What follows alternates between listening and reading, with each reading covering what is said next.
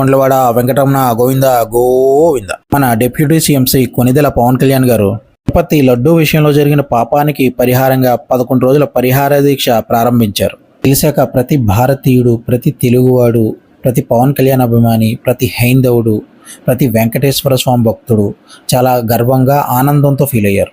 ఈ సందర్భంలో జరిగిన ఒక ప్రెస్ మీట్లో తన పదునైన ప్రశ్నలతో అందరికీ తన మన భేదం లేకుండా తుప్పు వదిల్చారు.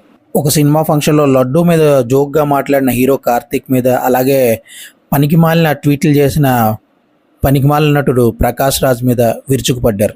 దానికి సమాధానంగా ప్రకాష్ రాజ్ తన ట్వీట్ని ఒకసారి చదివి అర్థం చేసుకోవాలని రిప్లై ఇచ్చారు. నా ఉద్దేశంలో దాంట్లో అర్థం చేసుకోవడానికి 10 సార్లు చదవడం, పదే పదే చదవడానికి అంత భగవద్గీత కాదు అది. అందులో క్లియర్గానే ఆయన ఇంటెన్షన్ ఏంటో స్పష్టంగానే తెలుస్తుంది. దానికోసం మళ్ళీ 100 సార్లు చదవాల్సిన అవసరం లేదు.